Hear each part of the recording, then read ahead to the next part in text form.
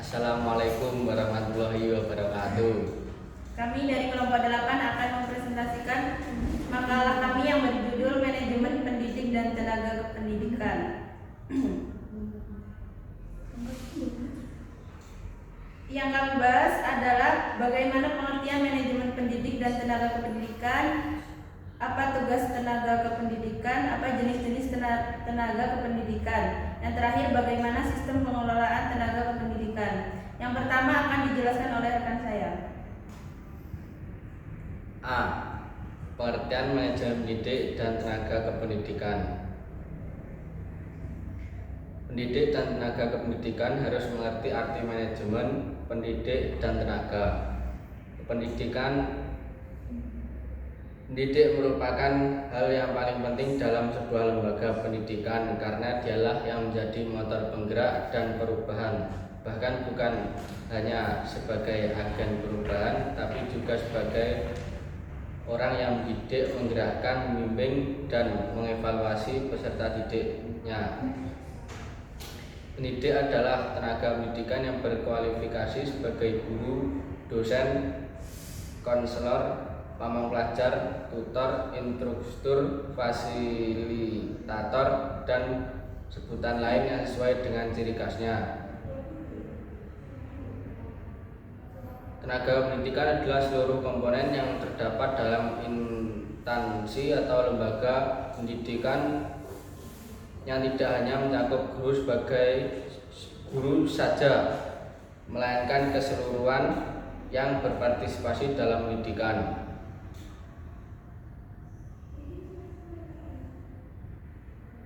Mengacu dari beberapa teori tentang manajemen sumber daya manusia pada organisasi swasta atau perubahan, sehingga sebelum diuraikan definisi manajemen pendidik dan tenaga pendidikan, terlebih dahulu akan dipaparkan manajemen sumber daya manusia. A.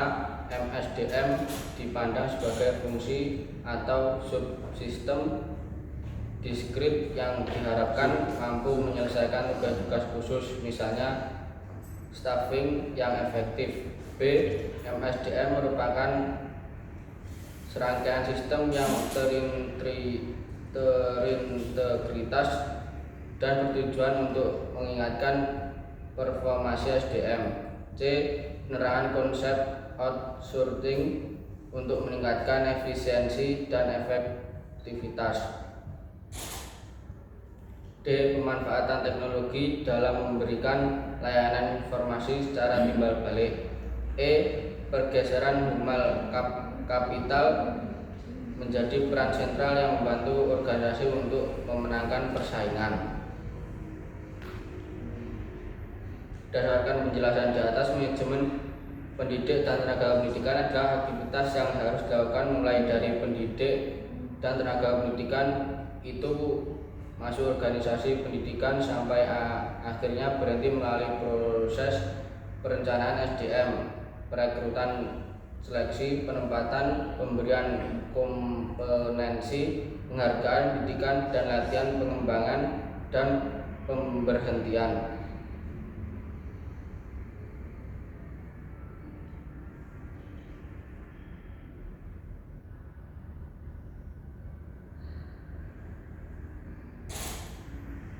B. Tujuan manajemen pendidik dan tenaga pendidikan. Sumber daya manusia dalam suatu lembaga pendidikan, terutama terkait tenaga pendidik dan kependidikan, memiliki arti penting karena kegiatan operasional lembaga pendidikan dilaksanakan oleh tenaga pendidik dan tenaga kependidikan. Tujuan dilakukan pengelolaan sumber daya manusia, pendidik, dan pendidikan secara umum agar para pengelola pendidikan memiliki wawasan, kreativitas, dan motivasi yang tinggi agar mereka mampu A. Mewujudkan sistem organisasi yang mampu mengatasi kelemahan sendiri. B. Menyediakan personil yang cakap, handal, dan mampu bekerja dengan baik sehingga program dapat direalisasikan sesuai yang diharapkan. C. Menyesuaikan program sesuai dengan kebutuhan kehidupan pembelajar yang kompetitif, sehat, dan dinamis. D. membangun iklim kerja yang kondusif yang mampu mendukung tumbuhnya profesionalisme dalam bekerja sehingga produktivitas kerja dapat dicapai. Tujuan mendidik dan tenaga pendidikan berbeda dengan manajemen sumber daya manusia pada konteks bidang bisnis. Di bidang pendidikan, tujuan manajemen SDM lebih mengarah pada pembangunan pendidikan yang bermutu, membentuk SDM yang handal, produktif, kreatif, dan berpartisipasi. Fungsi Ditjen PMPTK adalah sebagai berikut. A. Penyiapan perumusan kebijakan Departemen di bidang peningkatan mutu pendidik dan tenaga kependidikan. B. Pelaksanaan kebijakan di bidang peningkatan mutu pendidik dan tenaga kependidikan. C. Menyusun standar norma pedoman kriteria dan prosedur di bidang peningkatan mutu pendidik dan tenaga pendidikan. D. Melaksanakan perurusan administrasi Direktorat Jenderal. Secara umum, bahwa tujuan pengelolaan manajemen pendidik dan pendidikan adalah sebagai berikut: memungkinkan organisasi mendapatkan dan mempertahankan tenaga kerja yang cakap. B. Meningkatkan dan memperbaiki kapasitas yang dimiliki oleh karyawan. C. Mengembangkan sistem kerja dan kinerja yang tinggi meliputi prosedur perekrutan dan seleksi yang ketat. Tujuan umum pendidik dan administrasi pendidik adalah: 1.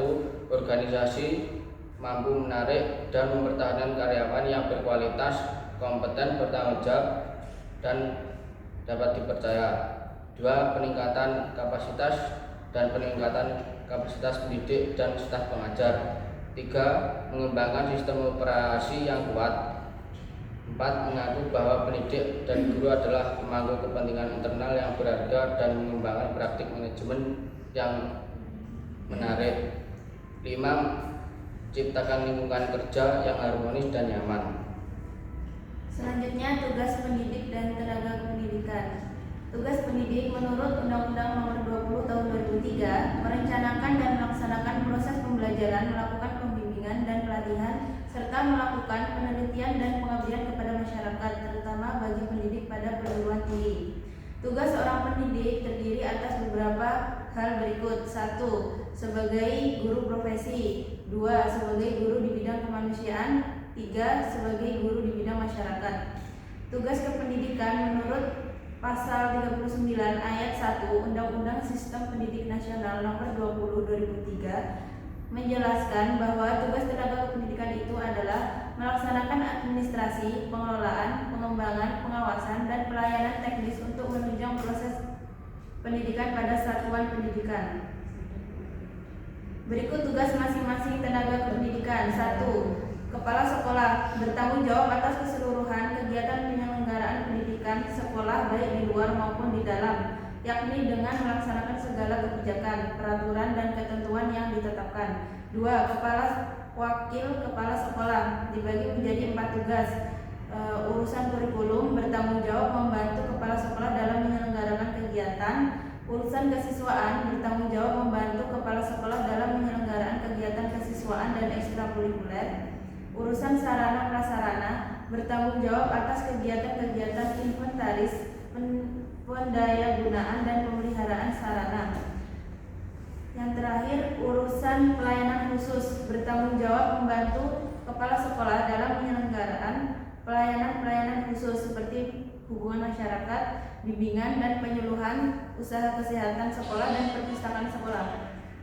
3. Pengembangan kurikulum dan teknologi pendidikan bertanggung jawab atas penyelenggaraan program-program pengembangan kurikulum dan pengembangan kurikulum atau alat bantu pengajaran. 4. Pengembang tes bertanggung jawab atas penyelenggaraan program-program pengembangan alat pengukuran dan evaluasi kegiatan-kegiatan belajar dan kepribadian peserta didik.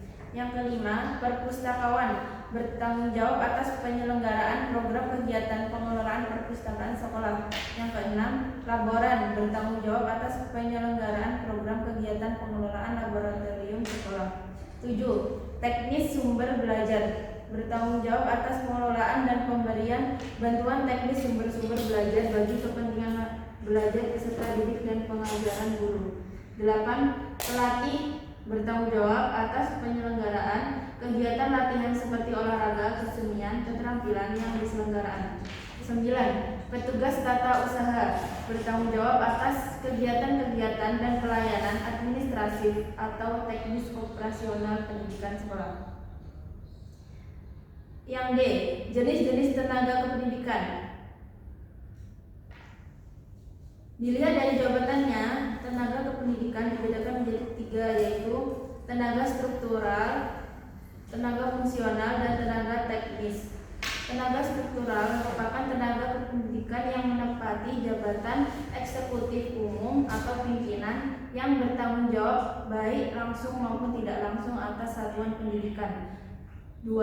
Tenaga fungsional merupakan tenaga kependidikan yang menempati jabatan fungsional, yaitu jabatan yang dalam pelaksanaan pekerjaannya mengandalkan keahlian akademis kependidikan. 3. Tenaga teknis merupakan tenaga kependidikan yang dalam pelaksanaan pekerjaannya lebih dituntut kecakapan teknis operasional atau teknis administratif. Menurut pasal ini, dapat dipahami bahwa tenaga pendidikan yang termasuk dalam kategori pendidikan adalah A. Tenaga pengajar yang tugas utamanya mengajar. B. Tenaga pembimbing yang dikenal pula di sekolah sebagai guru BK atau guru penyuluhan. C. Tenaga pelatih yang oleh sebagian pihak ditempatkan sebagai teknis seperti pelatih olahraga, kesenian, atau kerajinan. E. Sistem pengelolaan tenaga kependidikan. Pengelolaan tenaga kependidikan berbeda dengan pengelolaan tenaga kerja dalam organisasi bisnis atau perusahaan dan instansi pemerintah lainnya. Dunia pendidikan, pengelolaan atas tenaga kerja ini berorientasi pada pembangunan pendidikan, di mana bidang garapan dan keluarnya jelas berbeda dengan bidang garapan dan keluaran perusahaan dan pemerintah dan organisasi lainnya. Untuk pengertian pengelolaan tenaga pendidikan merupakan rangkaian kegiatan yang integral bersangkut paut dengan masalah perencanaan, perekrutan, penempatan, pembinaan atau pengembangan penilaian dan pemberhentian tenaga kependidikan dalam suatu sistem kerjasama untuk mencapai tujuan pendidikan dan perwujudan fungsi sekolah yang sebenarnya. Tujuan pengelolaan tenaga kependidikan agar mereka mempunyai motivasi untuk 1. Mewujudkan sistem sekolah. 2.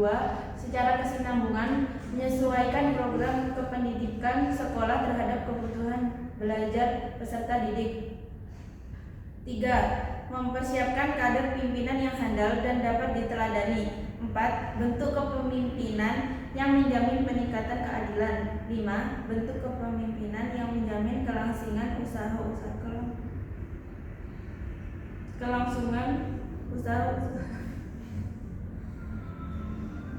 menyelesaikan tujuan-tujuan. Profesi guru merupakan salah satu tenaga kependidikan yang berperan penting untuk mengembangkan pendidikan di suatu instansi. Mengembangkan profesi guru berarti meningkatkan kualitas dan peningkatan pelayanan dalam pembinaan dan pengembangan karir tenaga profesional kependidikan khususnya guru. Dilihat dari segi kematangan profesionalitas, tenaga kependidikan dan guru dibedakan atas untuk kebutuhan pengajar dan menjamin kelancaran perputaran sistem diperlukan tenaga pengajar yang berkualitas. Tenaga yang berkualitas sebagai agen perubahan yang dapat mempertahankan vitalitas sistem. Tenaga pengembangan sistem yaitu tenaga yang memiliki potensi yang tidak saja dapat menyempurnakan tetapi dapat mencari alternatif dalam memecahkan masalah.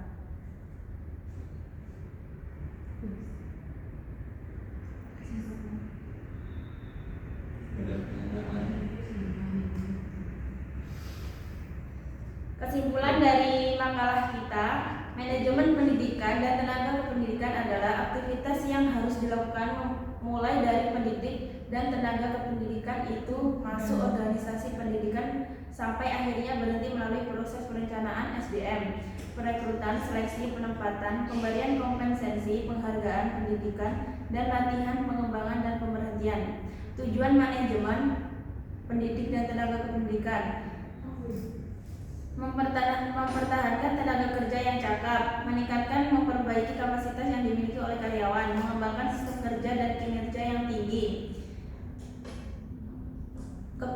Tenaga kependidikan dibedakan menjadi 3 jenis, yaitu tenaga struktural, tenaga fungsional, tenaga teknis.